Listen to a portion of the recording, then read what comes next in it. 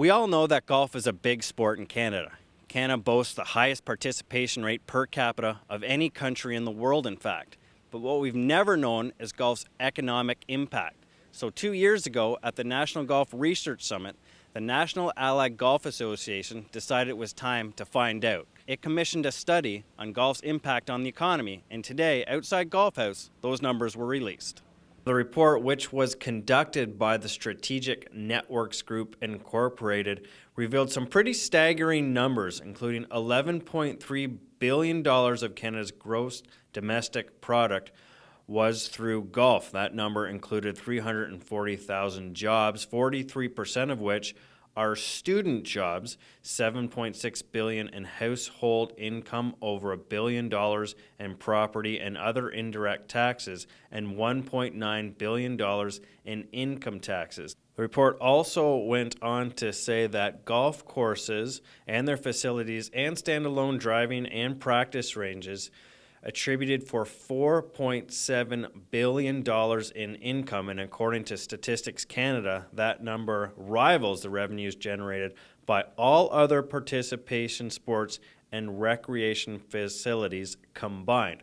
Now, it was also mentioned today that there are 28 golf-related issues on the table at various levels of government across Canada, and so the obvious question becomes, with all this information, what does NAGA do now? Well, now we can accurately and effectively wave the flag for golf in Canada. Now we have empirical data, we have information that's accurate. Now we can go forward. We're going to have a meeting very shortly, the 7 NAG organizations. We're going to sit down and look at our collective resources and decide what would be the most effective strategies. You know, for example, going to the government in Ottawa and doing some advocacy work and lobbying. That can be expensive, that can be misdirected, that can go wrong. Jeff Calderwood from the Golf Course Owners Association has a lot of experience in that area, so we're going to listen to Jeff very carefully about what we might do in that area. Along with other issues, pesticides, water, from the superintendent's point of view, we're going to have to bring that into the mix. So we're going to have to look at a whole range of advocacy opportunities for NAGA now that we have this information and go forward from there. Do you believe the people out there, golfers and non-golfers alike, and perhaps government officials, really recognize how big of an industry golf is? And are you yourself surprised at the numbers that came out of this report?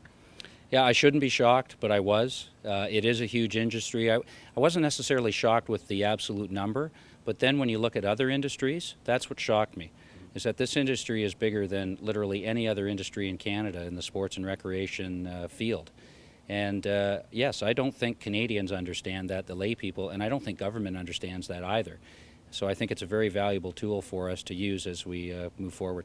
Now, one other number that did come out of the report was that there were 70 million rounds played in 2008, and that's down 10% from the previous 5-year average.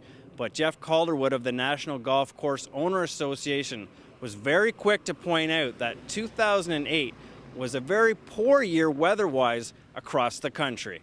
Jason Logan for ScoreGolf.com.